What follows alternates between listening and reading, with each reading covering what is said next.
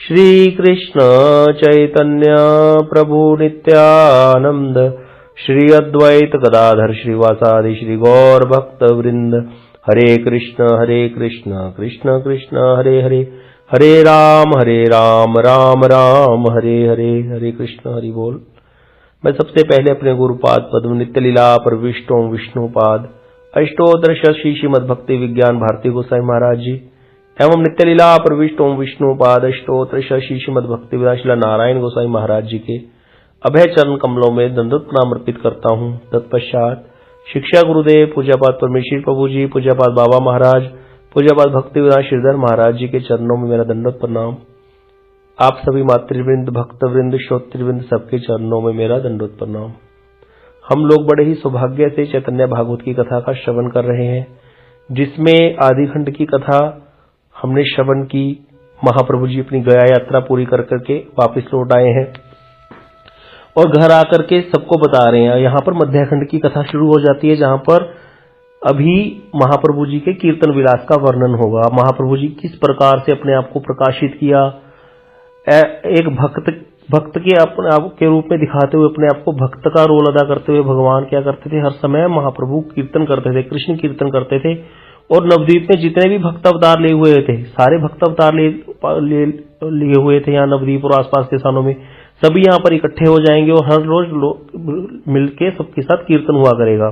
तो ये सब वर्णन आएगा अभी आगे। बहुत ही सुंदर कथाएं आने वाली हैं। यहाँ पर नित्यानंद प्रभु जी मिलेंगे आकर, यहीं पर अद्वैताचार्य जी आकर मिल जाएंगे महाप्रभु जी से। बड़ा ही सुंदर वो वर्णन है, कैसे नित्यानंद प्रभु जी के साथ महाप्रभु जी का मिलन हुआ, कैसे अद्वैताचार्य जी का मिलन हुआ। बड़ा ही सुंदर सुंदर कथाएं आएंगी। और ये कथाएं क्या है, अमृत का भंडार है, कानों को तृप्त कर देती हैं, हृदय को बिल्कुल शीतल करने वाली कथाएं, जो कि भक्ति को देने वाली कथाएं हैं। ऐसी कथाएं बड़ी सुंदर महाप्रभु जी के ये अवतार की ये सब आएंगी, तो इसको बड़े ध्यान से सुनिएगा। और इसी में सारा कुछ निहित है, इसमें तत्व भी है, इसमें भक्ति भी है, ज्ञान भी है और आनंद भी है, सब कुछ है इस कथा में। तो हम लोग कथा श्रवण करते करते पहुंच गए थे कि महाप्रभु जी क्या है, अपनी गया यात्रा करके वापस आ गए अपने घर और सबको अपनी यात्रा का वर्णन कर रहे थे और सभी लोग उनको आशीर्वाद दे रहे थे। जैसे कोई वापस आता है तो लोग कहते भैया जीते रहे, तो बड़ा अच्छा आ गया, वापस आ गया। इस प्रकार सबको सब लोग आशीर्वाद दे रहे थे, गोविंद तुमको शांति प्रदान करे, आनंद प्रदान करे। शची मैया भी बड़ी आनंदित हो गई, सुध हो बैठी अपनी। और लक्ष्मी प्रिया जो विष्णु प्रिया जी है, लक्ष्मी प्रिया जी का तो देहावसान हो चुका था, बाद में महाप्रभु जी का दूसरा विवाह हो गया था विष्णु प्रिया जी के साथ, आदि खंड में कथा आई थी। तो विष्णु प्रिया जी के जो मायके हैं वहां पे भी आनंद छा गया। विष्णु प्रिया जी बड़ी खुश हो गई अपने पति को देख करके। सबके साथ महाप्रभु ने बहुत ही विनयपूर्वक सबके साथ बात की, संभाषण किया, सबको विदा किया और सभी अपने अपने घरों की ओर प्रस्थान कर गए। अब ये जो लोग प्रस्थान करके गए, ये कौन लोग हैं? जो अभी हरि भक्त नहीं है, अर्थात जो मिलने जुलने वाले साधारण लोग, जैसे हम लोगों का जो लोग भक्ति करते हैं उनका दो लोगों के साथ ज्यादा मेलजोल रहता है। क्या एक तो वो लोग हैं जो भगवान से क्या है विमुख हैं, जो भगवान का नाम नहीं जप करते, प्रभात फेरी में नहीं आते, माला भी नहीं करते, लेकिन अब संसार में रहते तो उनसे भी बात करनी पड़ती है भाई।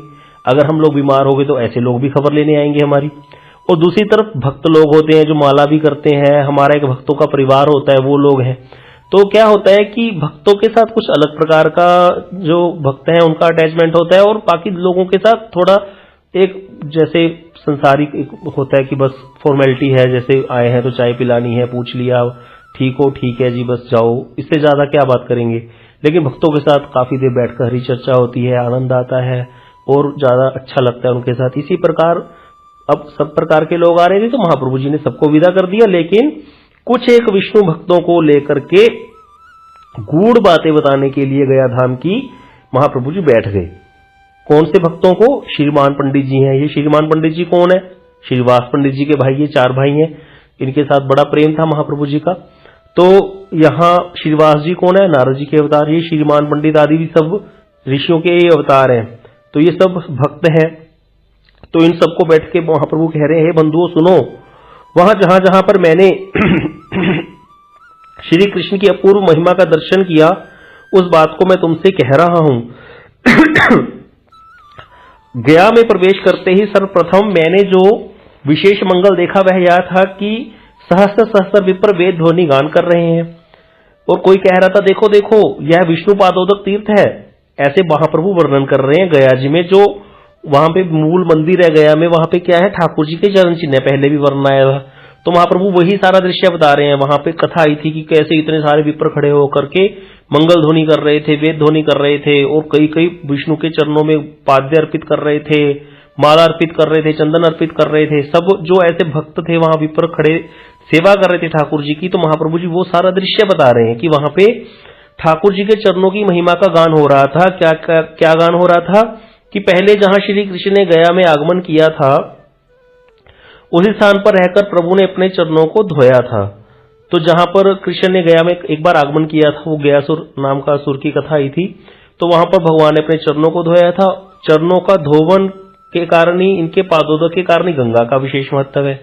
उसी पादोदक तत्व को जानने के कारण कि इसकी क्या महिमा है ठाकुर जी के चरणों के जल की, शिव जी ने क्या किया, उस गंगा को अपने मस्तक पर धारण कर लिया, और उन्हीं चरणों के जल के प्रभाव से वह स्थान जगत में पादोदक तीर्थ नाम से विख्यात है। अब यहाँ पर सारी महिमा गाई ठाकुर जी के चरणों के जल की। जैसे एक बार हमने एक भजन गाया था ना, एक खन भुजिनु प्रभु तोमार चरण, अशोक अभयामृत पूर्ण सर्वक्षण। भगवान के चरणों की इतनी महिमा है, जिस किसी ने भी आश्रय लिया, चाहे वो कोई सी भी रस का भक्त हो, वो चरणों का आश्रय ग्रहण करता है भगवान के, क्योंकि भगवान के चरणों से ही गंगा जी निकली है। तो यहाँ पे बता रहे हैं कि गंगा जी की महिमा क्यों है, क्योंकि भगवान का चरणोदक है वो, और उसी को, उस चरणोदक की, पादोदक की महिमा जानते हुए ही शिव जी ने जल को, गंगा जी के जल को अपने सिर पे धारण किया। किसी के चरणों की जल को कोई वस्तु सिर पे धारण करते अर्थात वो उसका पूज्य है। शिव जी के पूज्य कौन हो गए, कृष्ण हो गए, क्योंकि कृष्ण ने भगवान के चरणों में जो गंगा थी उसको अपनी जटाओं में धारण किया। इसीलिए शिव जी हैं भगवान के सबसे बड़े भक्त, बहुत बड़े वैष्णव हैं शिव जी। वैष्णव नाम यथा शंभु। और फिर बाद में जब गंगा जी को नीचे भेजना था, तो एक जटा में से एक बाल, अपनी एक जटा खोल दी, जिसमें से गंगा जी की एक धारा नीचे आ रही है। क्योंकि गंगा जी अगर ऐसी पूरी की पूरी नीचे आ जाती, ठाकुर जी के चरणों से जब निकली, अगर शिव जी की जटाओं में ना जाती और ऐसी नीचे आ जाती, तो क्या होता, पूरी पृथ्वी को लेकर के पाताल में चली जाती। इतना ज्यादा तेज उनका बहाव था। तो शिव जी ने अपनी जटाओं में ले लिया जब गंगा जी को, तो गंगा जी वहीं जटाओं में उलझ गई शिव जी की, और निकल नहीं पा रही थी। तो फिर जब सारे देवताओं ने प्रार्थना करी, और भगीरथ जी जिनके लिए गंगा जी आना चाहती थी, तब शिव जी ने कृपा करके एक जटा खोल दी, जिसमें से गंगा जी की धारा आ रही है। तो इस प्रकार यहाँ पे बताया गया गंगा जी की महिमा और ठाकुर जी के पादोदक तत्व की महिमा की, पादोदक की क्या महिमा है। अब बता रहे हैं महाप्रभु, जब इस प्रकार से सारा बता रहे थे, तो जैसे ही महाप्रभु ने नाम लिया पादोदक तीर्थ, पाद पद्म तीर्थ, भगवान के चरणों का तीर्थ जो है, पाद पद्म अर्थात चरण कमल, पाद तीर्थ का नाम लेने मात्र से ही महाप्रभु जी में अपूर्व विकार आने लगे प्रेम के। दोनों नेत्रों से झरझर अश्रु प्रवाहित होने लगे। ये क्या है, अष्ट सात्विक भाव होते हैं, जिसमें रोमांच होता है, अश्रु, कंप, पुलक, स्वर भेद। स्वर में क्या होगा, स्वर भंग होगा, बोलते बोलते स्वर भंग होता जाएगा। जैसे जगन्नाथ बोले तो ज ज ज ज ग ग ग ग ऐसे बोलेंगे, क्योंकि उनको क्या हो गया, अभी दशा भाव अवस्था आ गई है, भाव के बाद की दशाएं हैं ये। तो यहां पर क्या हो गया, जब प्रभु के क्या हो गया, नेत्रों से झरझर आंसू बहने लगे। जैसे ही पाद पद्म तीर्थ का नाम लिया, वहां याद आते ही ठाकुर जी के चरणों की। यहाँ पर महाप्रभु किसकी लीला कर रहे हैं, भगवान की लीला नहीं कर रहे, भक्त की लीला कर रहे हैं, अपने आप को भक्त के रूप में दिखा रहे हैं। तो यहाँ पे महाप्रभु जब धैर्य धारण ना कर पाए, असमर्थ हो गए, तब कृष्ण कृष्ण कहते हुए क्रंदन करने लगे। इसमें रोमांच, कंप, अश्रु, इसमें रोना भी होता है, मूर्छा भी होती है। और आंखों से बहते जल से क्या हो गया, वहां पे एक पुष्पों का वन था उनके घर में, वो पूरा भर गया, और महाश्वास लेते हुए कृष्ण कृष्ण पुकारने लगे। बहुत ऊंचे ऊंचे श्वास ले रहे हैं, और साथ ही सारे शरीर में आनंद भी परिपूर्ण हो गया। स्थिर नहीं रह रहे महाप्रभु, थरथर कांपने लग गए, क्योंकि इसमें कंप भी होता है। तो इस प्रकार महाप्रभु अपने आप को संभालने में असमर्थ हो गए, और क्या करने लगे, कृष्ण कृष्ण बोलने लगे, थरथर कांपने लग गए, और महाश्वास, जो उनकी श्वास थी, बहुत ही तेज हो गई। अब जितने भी भक्त वहां खड़े थे, श्रीमान पंडित थे और भी भक्त थे, वो सारे भक्त प्रभु के अंदर ये अपूर्व कृष्ण प्रेम के क्रंदन का दर्शन करने लगे। आज तक उन्होंने तो कभी ऐसा देखा ही नहीं था। आज तक उन्होंने किसके दर्शन किए थे, उदंडनी माई के दर्शन किए थे, जो हर समय क्या करते थे, वो व्याख्याएं करते रहते थे, खंडन मंडन करते रहते थे, बोलते थे चलो मुझसे कुछ पूछो, मैं तुम्हें पूछूंगा मुक्ति का क्या अर्थ है, ऐसे ऐसे करके अनेक प्रकार के प्रश्न करते। फिर अगर वो कोई व्यक्ति उस शास्त्रों में से उत्तर दे देता तो उसकी बात का खंडन कर देते।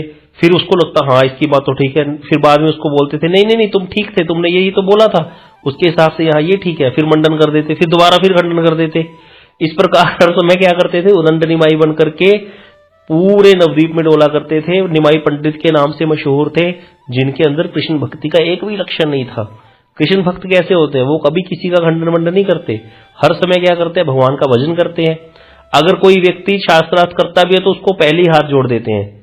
हाँ, हरि चर्चा करते हैं तो करेंगे, लेकिन शास्त्रार्थ करना, अपने आप को ऊंचा दिखाना, किसी को छोटा दिखा देना, इस प्रकार से कभी कुछ नहीं करते। तो वहां पे महाप्रभु जी की अलग लीला थी। उदंड निमाई भगवान ईश्वर है, स्वयं ईश्वर है, और भगवान तो सब कुछ कर सकते हैं, वो तो क्योंकि वही तो सब कुछ बनाने वाले, सब प्रकार के भोक्ता है हर चीज के, जीव नहीं कर सकता। तो इसीलिए वहां पर महाप्रभु की वो लीला भी अति सुंदर है, उसका भी आस्वादन है। लेकिन यहां पर जो महाप्रभु है एक भक्त का भी, भक्त के रोल में आ गए हैं। तो यहां पर ये भक्ति वाले विकार देख करके महाप्रभु के अंदर सारे जो भक्तगण थे वो तो बड़े ही अद्भुत उनको लगा, आश्चर्यजनक लगा उनको सब कुछ। ये कैसे हो गया, चमत्कार हो गया, ये तो निमाई के अंदर ऐसा दिख रहा है। अब भगवान के नैनों से क्या दिख रहा है, प्रेम की धारा बह रही है अश्रु, और उनको ऐसा अनुभव होने लगा भक्तों को जैसे गंगा ही अवतीर्ण हो गई हो। सारे भक्त मनी मन इस प्रकार चमत्कार के विषय में विचार करने लगे कि इनको इस स्थिति में तो कभी नहीं देखा, अवश्य ही इन पर श्री कृष्ण का अनुग्रह हुआ है। न जाने मार्ग में इन्होंने किस वैभव का दर्शन किया है कि इन पर कृष्ण कृपा हुई है, जिसके कारण इस प्रकार के इतने सुंदर इनके अंदर ये कृष्ण भक्ति के विकार, जो कि बहुत बड़े बड़े भक्तों में देखे जाते हैं, जो भक्ति करके काफी ऊपर की स्टेज में पहुंच चुके हैं, ऐसे भक्तों के अंदर जो विकार देखे जाते हैं वही इनके अंदर दिख रहे हैं। ऐसी स्थिति इनकी नजर आ रही है। तो इसका अर्थ यही निकलता है कि इन पर कृष्ण की कृपा हो गई है और इन्होंने मार्ग में भगवान के दर्शन किए हैं। ऐसा क्या कर रहे हैं, सब भक्त लोग अनुमान कर रहे हैं। अब इतने में ही क्या हुआ, कुछ ही क्षणों में भगवान की बाह्य दशा लौट आई प्रभु की, और अंत में प्रभु ने सभी के साथ बात की और कहा, अब हे बंधुओं आप अपने घर लौट जाओ, सब कल जहां आने के लिए कहूंगा वहां आ जाना, और तुम सबके साथ एक निर्जन स्थान पर जाकर अपना सारा दुख निवेदन करूंगा। अब महाप्रभु जी को लगा कि यहाँ पे कुछ बाहर का स्थान है, घर में बैठे हैं तो कोई लोग आना जाना भी थोड़ा बहुत चाहे भेज दिया था, कोई ना कोई तो आ ही रहा था। तो महाप्रभु को लगा ये जगह ठीक नहीं है, किसी निर्जन स्थान पर बैठ करके इनको सब अपनी बात बताऊंगा भक्तों को। तो इसीलिए महाप्रभु ने कहां पर बुलाया उनको, शुक्लांबर ब्रह्मचारी जी एक भक्त है, ये भी भक्त थे, नवद्वीप में रहते थे, इनकी भी कथा आएगी आगे। शुक्लांबर ब्रह्मचारी जी के घर महाप्रभु बोल रहे हैं कि तुम और सदाशिव कल जल्दी चले आना। ये किनके, 3 भक्तों के नाम ले लिए यहाँ पे, शुक्लांबर ब्रह्मचारी तुम बोल दिया एक, और कल और किसको बोल दिया, सदाशिव को, सदाशिव भी कोई भक्त है। तुम किसको बोला, श्रीमान पंडित जी को, क्योंकि उनका नाम अभी आया था। तो श्रीमान पंडित जी को बोलते हैं महाप्रभु की शुक्लांबर ब्रह्मचारी के घर कल सदाशिव को लेकर के आ जाना, वहीं पर जो है मैं आपको अपनी दुख सारी बात बताऊंगा जाके क्या हुआ गया में।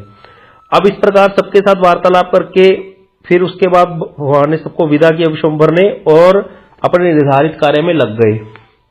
अब बता रहे हैं कि प्रभु निरंतर कृष्णावेश में रहने लगे और महाविरक्त की भांति व्यवहार करने लगे। देखिए, जिसके अंदर कृष्ण भक्ति आ जाएगी, कृष्ण आवेश आ जाएगा, वो विरक्त हो जाएगा। ये पहला लक्षण है कि जो व्यक्ति भगवान का भक्त होगा, जितना बड़ा भक्त होगा, जितनी भक्ति ज्यादा होगी, संसार से उतनी ही ज्यादा विरक्ति होगी उसकी।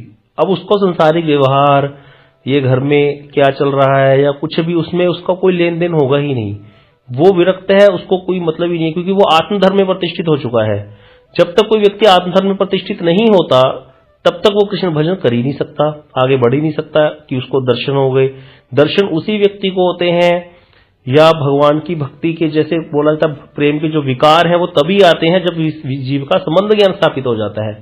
संबंध ज्ञान अर्थात कि मैं जीवात्मा हूं, मैं शरीर नहीं हूं, ये वाला संबंध। और ठाकुर जी के साथ मेरा कौन सा संबंध है, सखा वाला संबंध है, वात्सल्य रस में सेवा है, या फिर मधुर रस में सेवा है, इस प्रकार से उसका संबंध स्थापित हो जाता है, तभी ये सारे विकार आते हैं। तो यहाँ पे इसीलिए प्रभु के अंदर क्या है, महाविरक्त हो गए हैं। कोई किसी तरह से, जैसे पहले विष्णु प्रिया जी के साथ कुछ बात करते थे, ऐसा कोई संभाषण भी नहीं कर रहे, विरक्त की तरह रह रहे हैं।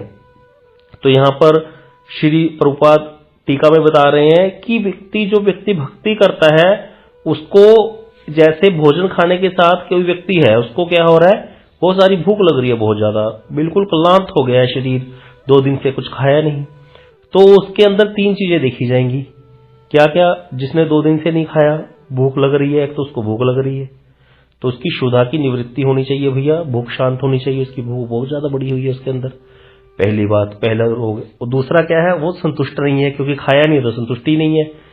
और तीसरी बात क्या है, उसका शरीर क्या हो गया है, बहुत ही डाउन हो गया है, मतलब उसके अंदर जान नहीं है, हाथों से कुछ हो नहीं रहा, कंपन हो रहा है, क्योंकि खाया नहीं है 2 दिन से, पैरों से चला नहीं जा रहा, आंखों से दिखाई नहीं दे रहा, पूरी तरह से धुंधला धुंधला लग रहा है सब। क्यों? क्योंकि शरीर क्या हो गया, क्लांत हो गया है। तो यहाँ पर एक श्लोक है भागवत में बताया, भक्ति परेशानुभवो विरक्ति अन्यत्र चैषत्रिक एक काल प्रपद्यमानस्य यथाश्नत स्युष तुष्टि पुष्टि शुद्धपायानुघासम। क्या अर्थ है कि जब कोई व्यक्ति भक्ति करता है तो उसको भगवान का अनुभव और संसार से विरक्ति, ये एक ही समय में हो जाएंगे। भक्ति होगी, भक्ति, भगवान का अनुभव और विरक्ति सब एक साथ ही होगा। कैसे कैसे होगा? जैसे जब कोई व्यक्ति भूख से व्याकुल हो और वो खाना शुरू कर दे, तो एक एक ग्रास के साथ क्या होगा, तुष्टि पुष्टि शुद्धपायानुघासम, तुष्टि भी होगी, शरीर तुष्ट होगा उसका, मतलब उसके शरीर में जान आती जाएगी जितनी जितनी भोजन अंतर जाता जाएगा, और पुष्टि होगी, संतुष्ट होगा, वो पुष्ट होगा शरीर उसका, संतुष्ट हो जाएगा, और शुद्धपायानुघासम, शुद्धा की निवृत्ति हो जाएगी। जितना खाता जाएगा उतनी शुद्धा की निवृत्ति हो जाएगी।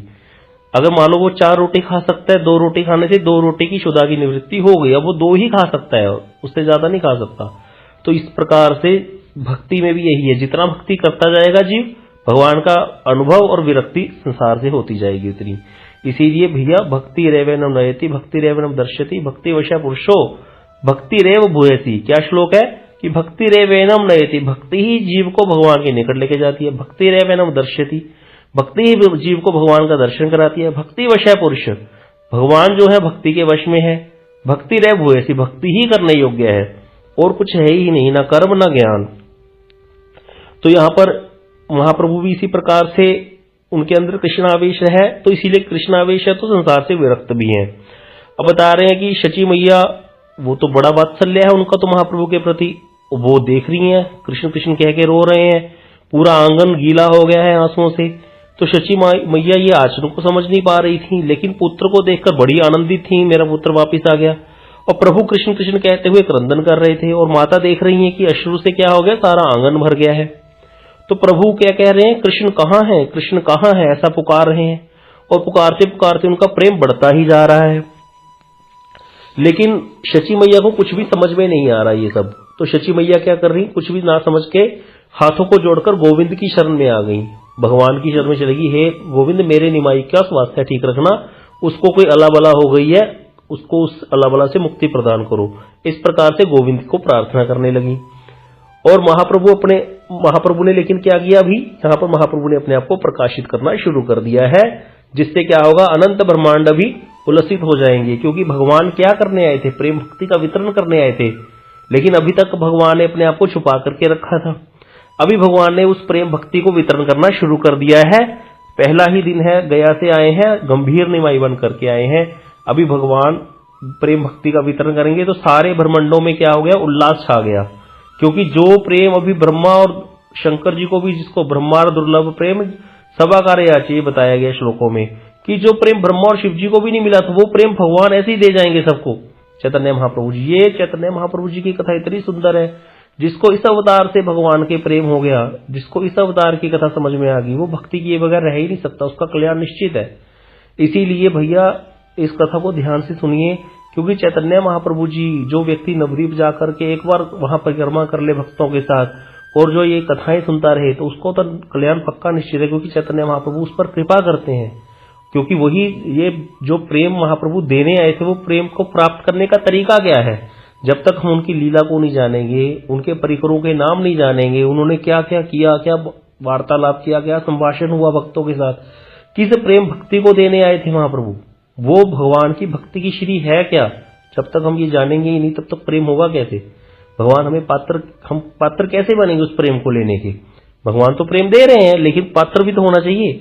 तो इसीलिए इस कथा को ध्यान से सुनिए। यहाँ पर प्रभु ने प्रेम वृष्टि को आरंभ कर दिया है, प्रार्थना प्रेम की वर्षा करनी, और उसकी ध्वनि को सुनकर भक्तवृंद आने लग गए हैं, सब इकट्ठे होने लग गए हैं। अब बता रहे हैं कि जितने भी वैष्णव प्रभु के दर्शन के लिए उस दिन आए, बाद में भी, जैसे श्रीमान पंडित जी को तो प्रभु ने भेज दिया था, उसके बाद भी तो कई वैष्णव दर्शन करने आए, जैसे मुकुंद दत्त जी हैं, और भी कई भक्त थे, गदाधर जी थे, गोपीनाथ जी थे, रमाई पंडित श्रीवास जी के दूसरे भाई, ये सब भी आए। तो महाप्रभु ने उनके साथ वार्तालाप करते हुए कहा, तुम सब कल शुक्लांबर के घर आकर मिलना, तब मैं एकांत में बैठकर तुमसे अपना दुख निवेदन करूंगा। जो बात पहले उनको बोली थी वही इन लोगों को बोल दी। प्रभु के अद्भुत प्रेम का दर्शन करके श्रीमान पंडित जी बड़े ही हर्षित हो उठे। अब क्या हुआ, अब अगले दिन सुबह सुबह सब लोगों का नियम था, जो भक्त लोग रहते थे नवद्वीप में, वहां पे श्रीवास जी का घर था नवद्वीप में, और सारे भक्त क्या करते थे, पुष्प लेने के लिए श्रीवास जी के घर आते थे। क्यों आते थे? क्योंकि श्रीवास जी के घर में ना एक कुंद का वृक्ष था। कुंद एक प्रकार का वृक्ष होता है जिस पर बड़ा ही सुंदर फूल लगते हैं। तो वहां पर वो कुंद वृक्ष क्या था, वहां ग्रंथ में लिखा है कि वो एक कल्पतरु ही था। कल्पतरु अर्थात जिससे जो मांगो वो दे देता है। तो कहते वैष्णवजन जितने मर्जी पुष्प लेते रहते वहां से, वो अक्षय रहता था, अव्यय रहता था। मतलब पुष्प ले लिए 10 तो 10 पुष्प अपने आप और खिल जाएंगे। ऐसे ऐसे वो वृक्ष था। इसीलिए सुबह सुबह गदाधर जी, गोपीनाथ जी, रमाई जी, श्रीवास आदि सारे भक्त अपना नित्य कार्य सारा सुबह का करके पूजा पाठ पूजा करके आनंद पूर्वक पुष्प चयन करने के लिए, ठाकुर जी के लिए माला बनानी है, ठाकुर जी के चरणों में पुष्प चढ़ाने हैं, तो उन पुष्पों को लेने के लिए श्रीवास जी के घर आते थे। और सब वहां पर आकर पुष्प चयन करने के लिए मिले, आपस में बातें भी कर रहे हैं, पुष्प भी चयन कर रहे हैं। तो गदाधर जी हैं, गोपीनाथ जी हैं, रमाई जी हैं, श्रीवास जी हैं, आपस में अनंतपुर कृष्ण चर्चा करते हुए पुष्प चयन कर रहे थे। इतने में उसी समय वहां पर श्रीमान पंडित जी भी हंसते हंसते पहुंच गए, श्रीवास जी के बड़े भाई। तो सभी ने कहा, आज आप बड़े हंस रहे हैं, क्या बात है? कौन? सारे भक्तों ने कहा, जो श्रीवास जी हैं, श्रीमाई रमाई पंडित हैं, गोपीनाथ जी हैं, इन्होंने श्रीमान पंडित जी को, आप बड़े हंसते हैं, हंस रहे हो आप, हंसते हुए आ रहे हो, क्या बात है? श्रीमान पंडित जी ने कहा, कुछ कारण अवश्य है। तो उन्होंने पूछा, भैया ठीक है, हम ये पूछ रहे हैं, क्या कारण है बताओ। श्रीमान पंडित बोले, सुनो इसका कारण बताता हूं। अरे भैया बड़ी अद्भुत बात हो गई, असंभव जैसी है। बोले क्या हो गया ऐसा असंभव? बोले निमाई पंडित परम वैष्णव हो गए हैं, वे गया से सकुशल आ गए हैं, और यह सुनकर मैं कल सायंकाल उनसे बातचीत करने गया था, और बड़े ही विरक्त भाव से उन्होंने समस्त वार्तालाप किया। लेश मात्र भी उदंडता उनमें नहीं दिखी जो पहले दिखती थी, और एकांत में ले जाकर वे हमसे कृष्ण कथा कहने लगे, वर्णन करने लगे कि किस किस स्थान पर उन्होंने क्या क्या अद्भुत देखा। फिर पाद पद्म तीर्थ का नाम लेने मात्र से ही उनके नेत्रों से क्या हो गया, अश्रु प्रवाहित होने लगे, और वह जल से स्थान पूरा भर गया, और उनके अंगों में महाकंप हो रहा था, पुलक हो रहा था, रोमांच हो रहा था। फिर हा कृष्ण इतना कहकर भूमि पर गिर पड़े, सारे अंगों की चेतना लुप्त हो गई, मूर्छित से हो गए। कुछ ही क्षणों में दोबारा जब उनको बाह्य दृष्टि हुई तो विस्मित हो गए। अंत में जब वे कृष्ण कृष्ण कहते हुए क्रंदन करने लगे तो ऐसा जान पड़ता था मानो साक्षात गंगा देवी ही उनमें आकर समाहित हो गई हूं। ये सारी बातें जो वहां पे हुआ था, ये श्रीमान पंडित जी बता रहे हैं सारे भक्तों को कि भैया निमाई जो है वो उदंड से अभी क्या हो गए हैं, भक्त निमाई बन करके आ गए हैं, उन पर कृष्ण की कृपा हो गई है। हमने इस प्रकार के अद्भुत प्रेम के विकार देखे उनके अंदर। ये कौन बता रहे हैं? श्रीमान पंडित जी बता रहे हैं सारे भक्तों को। अब बता रहे, मैंने उनकी आंखों में जो भक्ति देखी है उससे मेरे मन में अब उनके प्रति मनुष्य बुद्धि नहीं रही, क्योंकि अभी ये जो विकार है ये साधारण व्यक्ति में तो नहीं आ सकते। तो यहाँ पे क्या कह रहे हैं, मनुष्य बुद्धि नहीं रही अर्थात भगवत बुद्धि भी नहीं रही, नहीं तो लिख देते ना। तो यहाँ पे क्या है, इनको बहुत बड़ा भक्त समझ रहे हैं वो, कि ये कोई बहुत बड़े भक्त हैं, क्योंकि अभी भी माया ने सबको आवृत करके रखा है, सबकी बुद्धि को, जबकि ये भगवान के भक्त हैं, सभी नित्य परिकर है ठाकुर जी के। लेकिन ये अगर ऐसे ही जान लेंगे कि ये हमारे वही प्रभु है अभी एक पहले ही दिन, तो फिर लीला पूरी अच्छे से होगी नहीं। तो इसीलिए अभी इनके मन में क्या आ रहा है श्रीमान पंडित जी के, कि ये कोई बहुत बड़े भक्त है हो गए हैं, बहुत बड़े आचार्य हो गए हैं। इस प्रकार मनुष्य बुद्धि कहती मेरे मन में अभी उनके प्रति मनुष्य बुद्धि नहीं रही। अब बता रहे हैं कि फिर क्या हुआ कि जब उनको बाह्य चेतना आई तो इतना ही बोले कि कल प्रातः शुक्लांबर के घर तुम सदाशिव पंडित मुरारी आकर मिलना, तुम सभी के सामने मैं अपना दुख निवेदन करूंगा। यह मैंने परम मंगल की बात आप लोगों से कही है, इसके भीतर अवश्य ही कोई कारण है। ऐसा कौन बोल रहे हैं?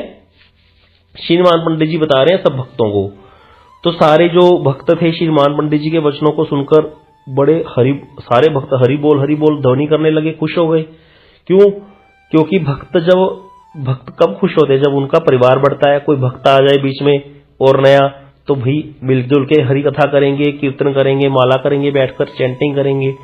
एक व्यक्ति अकेला बैठ करके माला कर रहा है, अब उसका ध्यान, माला शुरू होगी, हरे कृष्ण कृष्ण कृष्ण हरे हरे, हरे राम राम राम हरे हरे, 2-4 मंत्र जपे माला पे, इतने में ध्यान चला गया। पुराने कॉलेज के टाइम में ऐसे होता था।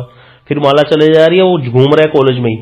लेकिन अगर 4 भक्त मिलकर के बैठ के माला कर रहे हैं एक मंदिर में, सुबह जैसे हमारे संगरूर में रोज चैंटिंग होती है, सुबह एक साथ मिलकर के भक्त लोग बैठ के माला करते हैं, तो उसका अलग ही आनंद है। उस पर ध्यान भटकता नहीं है, क्योंकि वो उसको देख रहा है, वो उसको देख रहा है। अगर किसी को नींद आएगी तो उसको एकदम से जगा देंगे, भैया माला करो, नींद नहीं आनी चाहिए। तो इस प्रकार एक साथ मिलकर के चैंटिंग करने में बड़ा आनंद आता है, और उसमें फल भी ज्यादा मिलता है भगवान के नाम जप करने का। तो इसीलिए मिलजुल के बैठ करके आधा घंटा कम से कम सुबह शाम को ऐसा निकालना चाहिए जहां भक्त लोग मिले, और बस और कोई बात नहीं करनी, बस माला करेंगे। 6 आधे घंटे के लिए मिले तो 5 माला करके जानी है, तभी जाके कोई फायदा होता है। तो यहाँ पर भक्त जब होते हैं, भक्तों के अगर कोई भक्त बीच में आके मिल जाते तो भक्त तो बड़े खुश होते हैं, हरिध्वनि करने लगे। क्यों? जैसे किसी घर में कोई बेटा पैदा हो जाए, बेटी पैदा हो जाए, तो उनका परिवार बढ़ गया, तो वो लोग बड़ी खुशियां मनाते हैं। बाद में जो बच्चा जैसे जैसे बड़ा होता है तो उनका आनंद और बढ़ता जाता है, और जब बच्चा बड़ा होकर कमाई करने लग जाता है तो और ज्यादा आनंद बढ़ जाता है घर में। इसी प्रकार जब कोई भक्त आता है नया, तो जैसे शुरू में माला करने सीखता है, तब उसको सिखाते हैं सब बड़े वैष्णव, सीनियर वैष्णव, तो अलग तरह का आनंद होता है। जब वो भजन में आगे बढ़ जाता है, और फिर धीरे धीरे जब भजन राज्य में बहुत ज्यादा उन्नत हो जाता है और कमाई करने लग जाता है, तो उस कमाई का सबको फायदा होता है। फिर जब उस प्रेम, उसकी भक्ति की लता इतनी बढ़ जाए कि उसको कृष्ण के चरणों में लिपट गई, और वहां से उसको कुछ अनुभव आने लगे, तो वो सारे भक्तों को उसका फायदा होता है। इसीलिए भक्त लोग भी बहुत प्रसन्न होते हैं जब उनका परिवार बढ़ता है। इसीलिए प्रचार किया जाता है, इसीलिए भक्त लोग अपने स्थान को छोड़ करके दूसरी जगह जाकर के लोगों को लगाते हैं। इसीलिए पूज्यपाद श्रीधर महाराज जी जा जाकर के घरों में प्रचार करते हैं। हमारे जितने वैष्णव हैं, क्यों? उनकी कोई इच्छा नहीं है किसी से कोई पैसा ग्रहण करना या कोई मठ मंदिर बनाना, ये सब गौण है, ये सब चलता रहेगा। ठाकुर जी को हमें कोई दिक्कत नहीं है। वृंदावन में तो यहाँ बाहर ऐसे मिलता है खाने को, कोई टेंशन ही नहीं है, किसी को मांगने भी नहीं जाने की जरूरत। लेकिन एक बात की बहुत ज्यादा जरूरत है, भक्तों का परिवार बढ़े। जितना भक्तों का परिवार बढ़ेगा उतना आनंद बढ़ता है, उतना ही संसार में सुख आता है, उतने ही सारी जितनी भी प्रकार की ये बीमारियां हैं, कष्ट हैं, ये सबसे छुटकारा होता है। तो भक्ति करने के बहुत फायदे हैं, और भक्तों को बढ़ेगा तो भक्तों को आनंद आता है। ये बहुत ही सीधी सी बात है। तो इतना सुनते ही श्रीवास पंडित जी तो पहले ही बोल उठे, श्री कृष्ण हमारे गोत्र का वर्धन करें। बड़ा सुंदर वो बात बोली, हमारे गोत्र का वर्धन करें। क्यों? बोले हमारा वंश अथवा गोष्ठ वृद्धि को प्राप्त हो। भक्तों का कौन सा वंश है? भक्तों का वंश है कृष्ण का वंश। जो अच्युत का वंश वही भक्तों का वंश। हम अच्युत गोत्री हैं। जितने भी लोग दीक्षित हो जाते हैं उनका गोत्र हो जाता है अच्युत। अब पहले शर्मा जी थे या बत्रा जी थे या गर्ग जी थे या गोयल जी से कोई मतलब नहीं रखता। जब दीक्षा हो गई, दीक्षा के बाद गुरुदेव नाम देंगे और नाम के पीछे लग जाएगा अच्युत, वही गोत्र हो जाता है। तो इसीलिए यहाँ पे जो श्रीवास जी वो कह रहे हैं हमारे वंश बड़े, हमारा वंश वृद्धि को प्राप्त हो, यही हम आशा करते हैं, हमारा भक्तों का वंश बड़े भैया। अब उसके बाद आनंद से सभी श्री कृष्ण की चर्चा करने लगे और सबको मोहित करने वाली मंगल ध्वनि गूंज उठी, ऐसा ही हो, ऐसा ही हो। कहते हुए भक्तगण सभी श्री कृष्ण कहने लगे कि सभी श्री कृष्ण चंद्र के श्री चरणों का भजन करें। देखिए ये भक्त कितने प्यारे हैं, सारे भक्त महाभागवत भगवान के परिकर, और सबके लिए कितनी सुंदर प्रार्थना कर रहे हैं कि जितने जीव हैं सभी क्या करें, भगवान श्री कृष्ण के चरणों का भजन करें। यही जीव का मूल उद्देश्य है यहाँ संसार में आने का। किसी भी प्रकार से येन केन प्रकारेण भगवान की भक्ति हो जाए, बस अगर ये हो गई तो हमने सारा कुछ कर लिया, सारा जो है हाथ में रख लिया, नहीं तो सारी मुट्ठी खुल गई, कुछ भी जाएगा नहीं साथ में। जिस चीज के लिए सारा जीवन लगे रहे, अंत में वो सब छोड़ के चले जाएंगे, और उसको करने के लिए, जो जुटाने के लिए जितनी मेहनत की, वो कर्म के रूप में अगले जन्म में हमें तंग करेगी। वो कर्म बन जाएगा अच्छा बुरा कर्म, और उसका फल मिलेगा सुख और दुख के रूप में अगले जन्म में। लेकिन अगर भगवान की भक्ति करी तो कोई कर्म बनेगा ही नहीं, और फिर भक्ति का फल क्या मिलेगा? भगवान के चरणों का प्रेम और आगे भक्तों का संग। कितनी बड़ी बात है। तो इसीलिए भक्ति कभी नहीं छोड़नी चाहिए और मिलजुल के सबको भजन करना चाहिए। समय हो गया है, अगली कथा हम आगे फिर श्रवण करेंगे। वांछाकल्पतरुभ्यश्च कृपा सिंधुभ्यश्च पतितानां पावनेभ्यो वैष्णवेभ्यो नमो नमः।